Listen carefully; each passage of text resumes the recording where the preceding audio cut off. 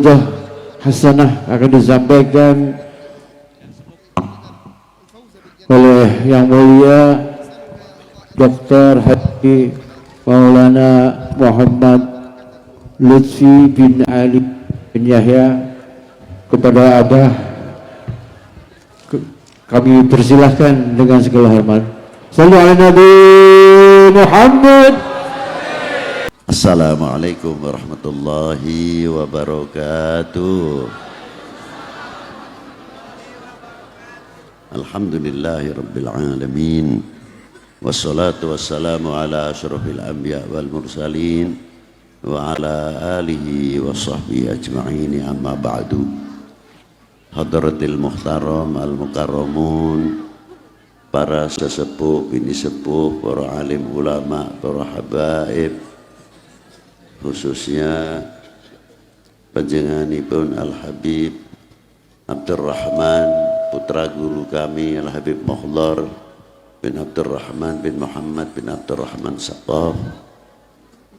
Ugi ingkang kula hormati Al Habib Muhammad bin Ali bin Yahya lan pinten-pinten dan beberapa para sesepuh, bini sepuh, para alim ulama. Maaf apabila saya tidak bisa menyebutkan satu persatu, bukan berarti mengurangi hormat takdim kita kepada para beliau. Yang saya hormati bapak-bapak dari Forkominda, Ibu Bupati atau yang mewakili, Bapak Dandim, Bapak Kapolres, bapak-bapak dari pemerintahan, instansi pemerintahan sipil, TNI, Polri yang selalu kita banggakan, dan yang saya hormati bapak-bapak, Pak Camat, Pak Danramil, Pak Kapolsek beserta jajarannya, panitia penyelenggara dalam rangka haul Al-Habibana Umar bin Thaha bin Yahya, dan yang saya hormati khususipun panjenenganipun Kiai Mursyid sak keluarga. Matur mbah nuwun, terima kasih banyak kepada beliau yang telah membuka pintunya luar lebar untuk dalam hall pun Al-Habib Umar bin Thaha bin Yahya. Hadirin lan kula yang kula hormati, Bapak Kepala Kelurahan Karangmalang atau Karanganyar, Karangmalang, beserta perangkat-perangkatipun. Hadirin wal hadirat rahimakumullah. Al-Habib Umar dipun lairaken wonten Palimanan kirang langkung tahun 1423 Hijriah. Setelah beliau menimba ilmu dari ayahnya, beliau pergi ke Haramain belajar kepada Sayyidi Syekh Muhammad Said Sumbul atau Sambal,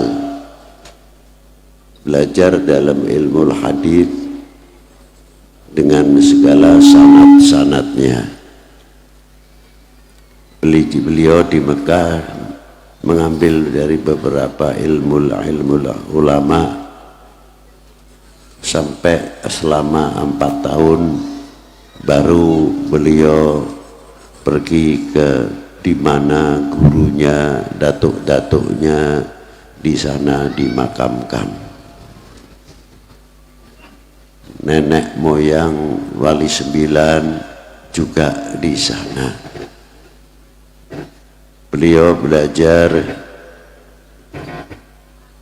kepada Sayyidina Imam Al-Habib Abdullah bin Husain bin Tahir Ba'alawi, sing ngarang kitab Sulam Taufik sing disyarai dening Kiai Nawawi Banten, dan beberapa karangan kitabnya Al Habib Abdullah bin Husain bin Thohir banyak sekali, termasuk gurunya malih Al Habib Abdullah bin Umar bin Yahya karangan kitabipun Sulamun Najat sing disyarai dening panjenenganipun Kiai Nawawi Al-Bantani.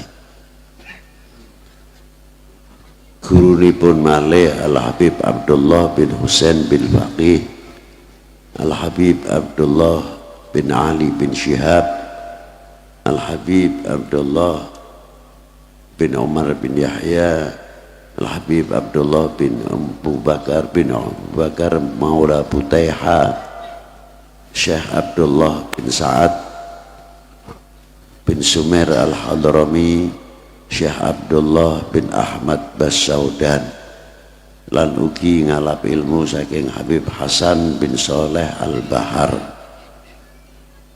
dan beberapa ulama-ulama pada waktu itu. Setelah beliau mencukupi, diizinkan gurunya, beliau keliling ke 88 negara memba'il ulum, sumber-sumber ilmu. Setelah beliau selesai, diizinkan oleh gurunya berdakwah, mendapat guru ijazah dakwah, mendapat ijazah mengajar. Semua kitab ada gurunya, ada sanadnya lengkap. Beliau pulang ke Sindang Laut Palimanan, terus beliau tinggal di Sindang Laut. Pertama kali beliau membuka pesantren di sana. Beliau dakwahnya sampai ke Shanghai, di daerah Cina. Di sana 6 tahun beliau keliling dakwah luar biasa, sampai akhirnya beliau tinggal waktu ke Bali di Pulau Manipa. Di sana masih ada bekas masjidnya, tertulis Al Habib Umar bin Toha bin Yahya, peninggalan beliau di Pulau Manipa. Di antara guru beliau tidak mengambil dari ulama-ulama Tarim atau Hadramaut saja, tapi beliau juga mengambil ilmu di antaranya Kiai Syakir Indramayu. Beliau termasuk gurunya Al Habib Umar bin Toha, dan beberapa kiai-kiai yang luar biasa, yang sangat alamah di tanah Jawa ini, termasuk bagian daripada guru-guru beliau. Guru-guru beliau yang di Jawa sangat luar biasa. Maka sebelum Habib Umar pergi ke Haramain, beliau telah banyak mengangsu kepada para sesepuh, bini sepuh, para alim ulama yang ada di Jawa ini. Maka ketika beliau berangkat ke Hadramaut atau ke Tarim, ke Mekah, pembekalannya sudah cukup, sudah memadai. Itulah Al Habib Umar. Beliau tinggal di Sindang Laut, ringkasnya mempunyai murid yang dipercayai oleh beliau sebelum beliau pindah ke Sindang Indramayu. Beliau mempunyai murid namanya Kiai Asy'ari. Pondok pesantrennya diteruskan oleh beliau, dan beliau pindah ke Indramayu. Tinggal pertama kali di Sindang Indramayu, Sabrang Kulon. Kalau dulu terkenalnya Sabrang Kulon.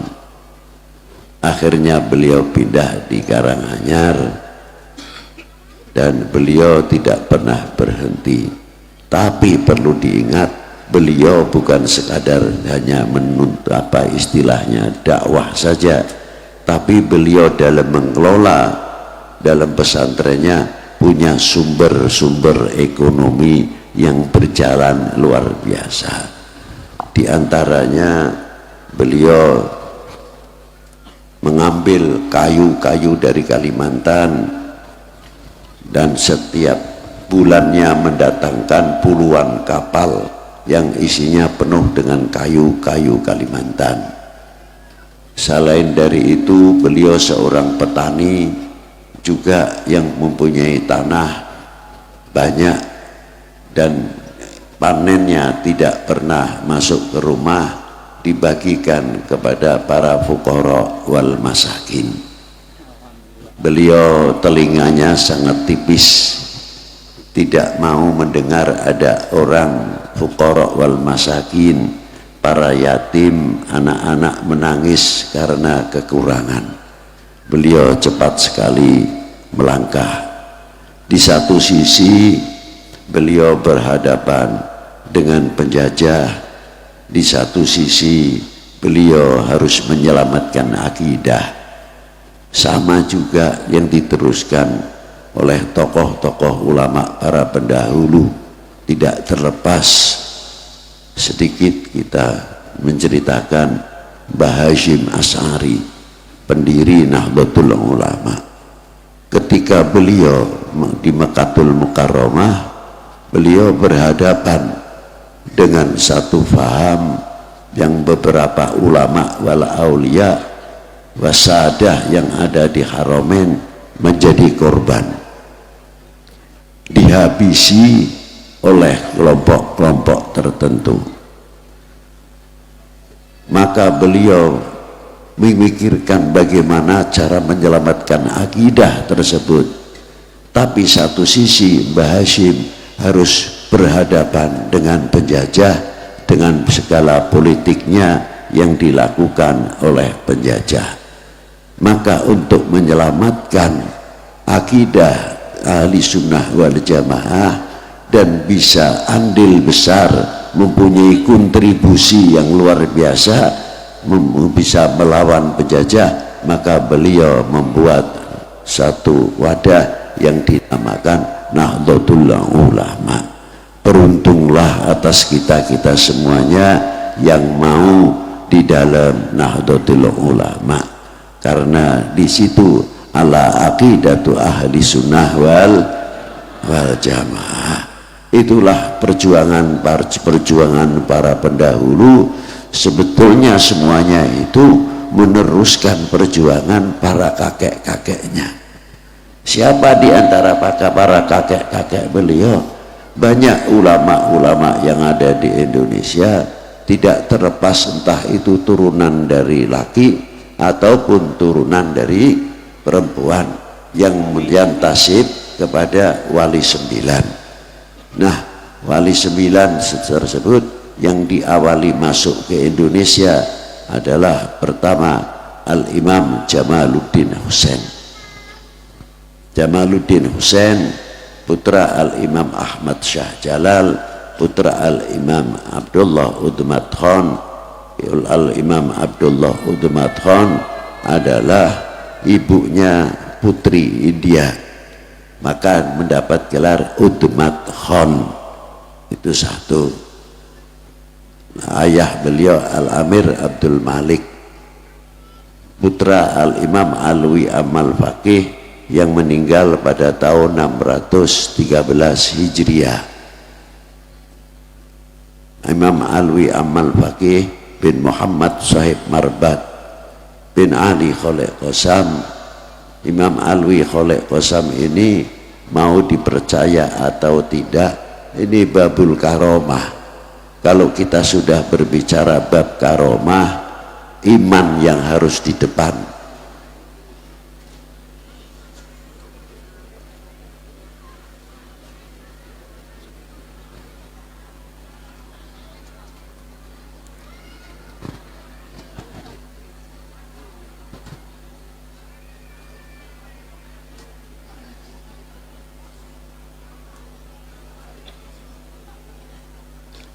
Jadi kalau mau berbicara karomah, lebih-lebih mukjizat, iman yang ditaruh di depan, bukan akal. Kalau akal banyak tidak masuk akal, tapi kalau iman pasti masuk akal.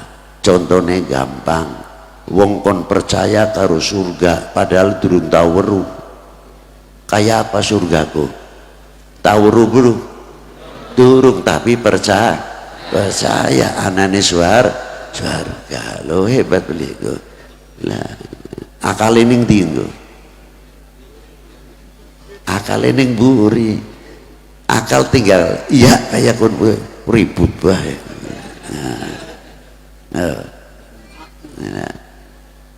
Anak maning wis nganggo bahasa Dermayu mau wis bahasane dewek maning enak beli ana wong umure swidak nganggo handphone kuwi ditulis kudu aja diteleng bae ana wong umure swidak dipotong 15 tahun masa akil balik tinggal 45 wis sekin kita dihitung sholat kita Gusti sing setiap waktu pirang menit itu wah 5 menit waduh koyong top teman wis tumak ninah terkadang dilanggar Allahu Akbar Assalamualaikum bubar sholat celeng apa ndonga dingin jaluk diterima sholatnya apa primen jaluk ngapuran ning Allah Ta'ala bok dia sholatnya beli bener bu apa kurang akhlaknya kurang adabe mandek dingin jaluk ngapura marang Gusti alah boro-boro mencolot bae niku ya siji coba paling dhuwur wis gawe sing murah bae 5 menit 5 menit ping 5 selawe sing sewulan kumpamane 30 dina jadi selawe ping 30 dina pirangku 750 menit dibagi swidak mung 12 jam jadi sholat kita sing sewulan kula mau dihitung waktu mung 12 jam berarti setengah hari lamun setahun setengah kali 12 berarti umur kita setahun sholatnya mung 6 dina hitungan waktu ini 6 ping 45 270 dina jadi umur kita swidak sholatnya kita lamun dihitung waktu mung 270 dina jaluke swarga pantes belinggo mancing akal belinggo ya beli mancing pada bahan jaluk modal 1 juta jaluk batinnya 1 miliar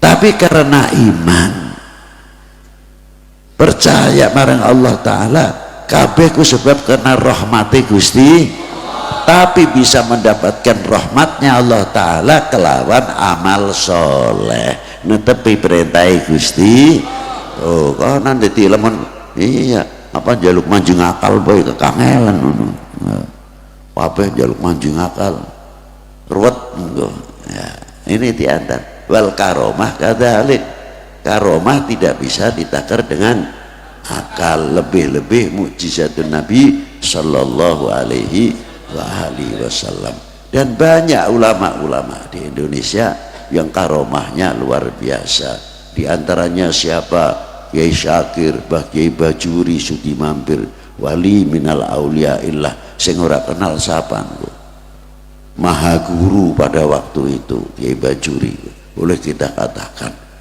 dan banyak lagi ulama-ulama sing wali minal aulia illah Kiai Yusuf sing terkenal ning Wab Bogor muridnya siapa Al Habib Muhammad bin Abdurrahman Sagaf Adi IP siapa? Adi IP ne Habib Umar Yusuf kok di Dermayu ya kayak aulia tiap kota bisa ditawasuli andai kata ada aulianya di sengake aulia ya tersebut baik kena baik beli masalah kok ya sing tukang masalah akan seneng masalah benar itu wong sing seneng masalah sebab seneng masalah lah wong sing seneng masalah ya aja dilayani engko ne dadi masalah. Ayo kawan. Ma'asyiral muslimin rahimakumullah. Kita terusakan. Itulah diantara perjuangan-perjuangan para sesepuh bini sepuh yang ada di Indramayu. Nah, selanjutnya Al Habib ini ringkes mawon manakibipun Al Habib Umar. Beliau wafat pada tahun 1314 hari Jumat. Sedanipun Habib Umar 1314, kurang lebih pada tahun 1902 Masehinya. Semoga kita ini mendapat barakatul aulia, rahmat sing disokaken dening para wali-wali ini Gusti Allah. Kita wajib mencintai para ulama illah, para dzurriyyatun Nabi sallallahu alaihi wasallam, sebab itu semuanya pintune mahabbah datang Kanjeng Nabi sallallahu alaihi wasallam. Ma'asyiral muslimina rahimakumullah. Iki sekarang pentingnya dikholi. Hari aulia sepirang-pirang ning Jawa ning Indonesia. Mulai sing ujung Banten sampai ujung Aceh, Lampung, Banten sampai tekan Jawa Timur, tekan Papua, ya anak aulia ilah ning fak-fak. Dikira langka. Ning fak-fak itu terkenal Islam sing manjunganan 600 tahun yang lalu sudah masuk ke fak-fak. Sesuai dengan kitabnya Ibnu Battuta yang disebut Rahlah Ibnu Battuta. Loh niku. Aulia-aulia tersebut yang ada di Indonesia khususnya kalau kita ini banyak melupakan pada para aulia-aulia tersebut, ning desakin ku ana sing kudu dikholi, ning desakin suwi-suwi kita ini lama lupa siapa yang dakwatul Islam di setiap desa, setiap kota yang ada di Indonesia khususnya. Lalu kita mau bercermin kepada siapa? Sebelum kita bercermin kepada orang lain, pasti kita akan bercermin dahulu dengan ulama wal aulia wal habaib yang ada di Indonesia. Apabila ini sudah mulai tikholi di mana-mana, insya Allah akan semakin tanazuli rahmat, akan turun rahmat yang luar biasa kepada kita ini, dan tidak akan melupakan sejarah. Coba cangga kita takon, kita wis andil apa dalam Islam? Kanggo dakwah kita pantakon wis tekan andil sepira kita kok. Coba kanggo bangun masjid, kanggo bangun madrasah, ora kitung watu siji atau bata siji. Sejauh mana kita andil dalam dunia Islam ini? Lah apa maning kita jawab, para beliau itu bukan dakwatul Islam saja, beliau ikut andil besar di dalam memerdekakan bangsa ini dari belenggu penjajah. Tutuning zaman wingi-wingi bae, kawit zaman ning Aceh bagaimana perlawanan terhadap Portugis, setelah terus perlawanan terhadap POC. Satu sisi harus dakwatul Islam, menerakan wong-wong supaya tentrem, ayem dan sebagainya, tapi satu sisi bagaimana harus berhadapan dengan Belanda, dan segala cara beliau berjuang luar biasa. Hari kita sih durung apa-apa. Contohnya sih gampang baik, bagaimana cara menanamkan ben wong awam kenal ning rukun Islam. Lamun nganggo hadis langsung ngapalakane kangelan, dijukut nganggo syair gawe syair. Rukun Islam iku ana 5 werna, siji ngucap syahadaten kang sempurna, loro salat 5 waktu wajib ngreksa, subuh duhur asar maghrib lan isya telu zakat wajib metu kang kuasa dibagekna marang wong kang wajib nerima. Lho coba dikena syair supaya gampang. Papat puasa ing dalam bulan Ramadan, bulan Ramadan akhir puasa malam badak digawe sihir-sihir dening para sesepuh supaya orang awam itu memahami bagaimana perjuangan. Sampai beliau bagaimana menanamkan beli cukup ning agama mawon, termasuk di dalam agama memberitakan cinta bangsa, cinta tanah air. Aja dikira dengan agama melulu sholat baik beli, sebab Allah Ta'ala gawe suku bangsa. Mesti ini Habib Lutfi mesti ngomong NKRI, ya wajib nih kita sih ngomongnya. Pan bosan pan beli, mari kita sih tetap pendiriannya NKRI harga. Setuju? Lah, wajiban kita ngomong konon kanggo menjaga keutuhan wis dimerdekakan andil beli apa pecah-pecah lah ngisin-ngisinaken ya. Coba para ulama kita bagaimana satu di sisi menanamkan apa diantaranya, tapi jangan mengambil negatifnya. Intinya yang kita ambil bagaimana adanya sedekah bumi, sedekah laut.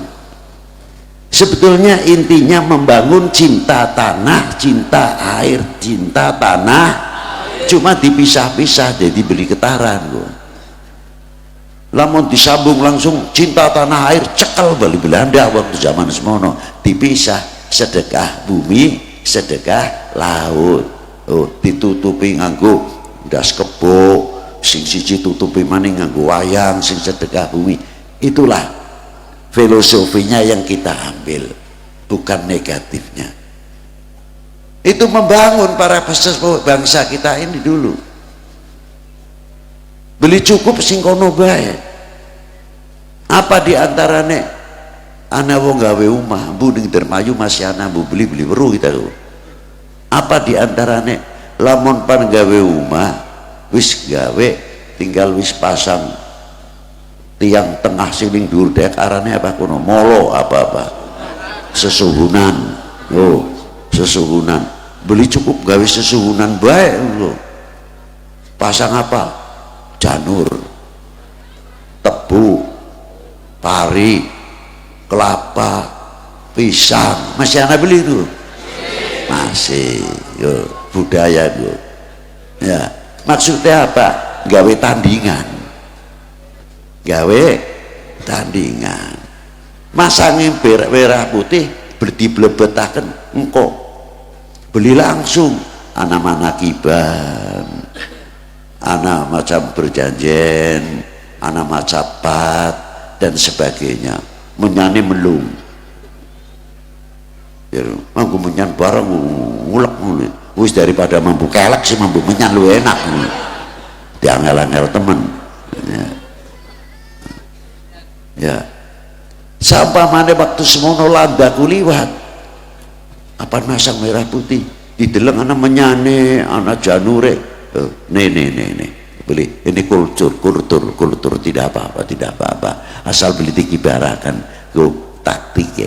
Hari bendera Belanda zaman penjajahan ning instansi pemerintahan Hindia Belanda benderanya berkibar, tapi bagaimana menanamkan cinta tanah air, menanamkan merah putih di setiap rumah. Itu perjuangan bangsa kita pada waktu itu. Yo sira wisan dilapan Bu. Semono hebatnya biar mereka berkibar ning jaba, tapi kita beli setiap rumah pasti ada merah ditanamkan dari ulama-ulama kita. Sing dadi takonan hari janur semono ayu kuning ku langsep ndelem. Apa dikira lamun wis dipasang ning kono terus ditutupi gawe usuk reng terus ditutup digendengi. Beli sampai setengah bulan, terkadang 10 dina. Iya lamun musim udan, lamun musim apa running Masa ketiga panas, janure alum, kelire berubah, tebune asem, maune manis, kelire berubah, kelapane sing ijo dadi coklat, parine tambah mateng, gedange tambah mateng, benderane ikut mateng beli lho, benderane ikut luntur beli tidak, tetap kabeh bisa luntur, tapi Indonesia merah putih adalah tetap merah. Oh, pendirian dahulu bangsa kita itu begitu cara menanamkan. Lah saiki wis berkibar ngadeg, tinggal jaga kesatuane persatuane baik, ribut baik. Engko apa maning tanggal piraku 2 tahun 24 nih, tahun politik jarene sih. Ya, tahun politik. Wis iklan dewek gini, iklan dewek. Sing kiyen ki anak Habibe ya anak kiai ini, sing kene ya pada baik, tukaran terus. Wong awam bingung milih siapa nggih. Tingak-tinguk. Coba. Ayo kita tambah dewasa, umur kita merdeka sudah 78 tahun, harus tambah harus tambah dewasa. Ongkong bae sing kampanye malos, kita ya kita, ayo digawe kompak rukun walaupun beda pilihan. Konon tunjukkan bahwa kita bangsa Indonesia yang mempunyai pedoman apa? Kemanusiaan yang adil dan beradab. Tunjukkan kita itu orang-orang beradab, berakhlakul karimah, luar biasa. Biar gelombang seperti apa, tetap kita seperti batu karang. Jadi ini aja sampai gelem dipecah belah. Sebab kalau dipecah belah, sing untung wong liya. Lah kita takon, wahai bangsaku yang kubanggakan, relakah negerimu terpecah belah? Harus jawab. Kalau tidak, kita cinta Indonesia. Sering melakukan Indonesia Raya beli? Sering. Indonesia tanah airku, tanah tumpah. Wis ngono bae, usah dawa-dawa. Apa di antaranya? Ya, pengen beruli. Aja pinter lagune bae. Apa sih sebenarnya di dalam lagu kebangsaan? Loh itu kebanggaan kita apa? Anu BP itu. Iya kita sih cocok. Tapi ana siji sing kelalen kita kono. Apa sebabnya kelalen? Kami semuanya berani menyatakan Indonesia tanah airku. Apa ning jerone lagu? Apa kehidupan sehari-hari? Jawab. Menjadi lagu kebangsaan, tapi walaupun itu menjadi lagu, tetap kita harus mengakui kami bangsa Indonesia tanah airku. Kita harus mencintai. Kalau mencintai tanah airnya, kalau mencintai bangsane, insya Allah tidak mudah dipecah. Wis mengakui sih, aja ngaku Indonesia tanah airku ning lagu baik. Buktikan kalau kita tanah airku mesti kudu menjaga handar beni lan kudu menjaga memiliki dan handar beni. Apa dikira para wali tidak demikian? Semua para aulia illah ikut berjuang, ikut andil besar dalam memerdekakan bangsa ini dan dari belenggu penjajahan. Kita andil apa? Ayo, mudah dipicu dan lain sebagainya, diobok-obok. Coba nasionalisme kita mulai melentur, padahal nasionalisme itu benteng kekuatan ketahanan nasional. Singarane ketahanan nasional bukan TNI Polri saja, termasuk ekonomi, termasuk pertanian. Bagaimana kalau pertanian kita lemah? Bagaimana kalau ekonomi kita lemah? Maka di dalam setiap hal mesti kita mengangkat ekonomi UMKM dan bagaimana mengangkat dunia pertanian supaya kita mempunyai pertahanan pangan. Nah, itu aja malas. Itu termasuk ketahanan nasional, jangan dikira apa. Lah termasuk ketahanan pertahanan nasional, kerukunan kita, kekompakan kita satu, walaupun beda pilihan. Partai boleh banyak, Indonesia cuma bendera partai silahkan banyak, merah putih cuma loh. Berat ning merah putih apa beli? Berat di merah putihnya atau tidak?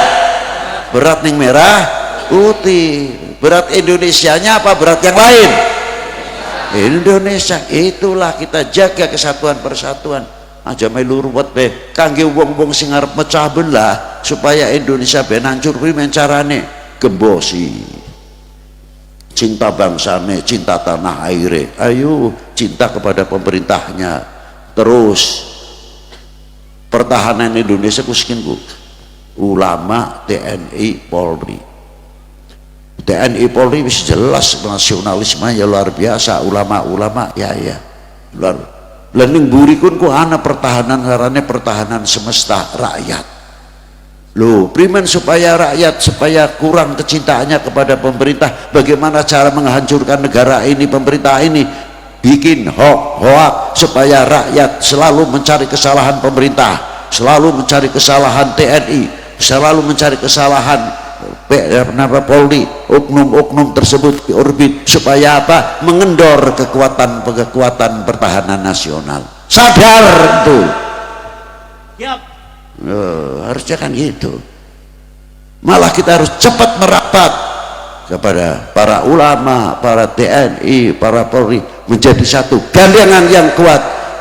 Inilah benteng-benteng Indonesia. Setuju?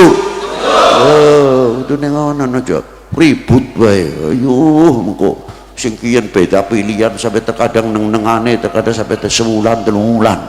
Lah setane melu keplok nunggu.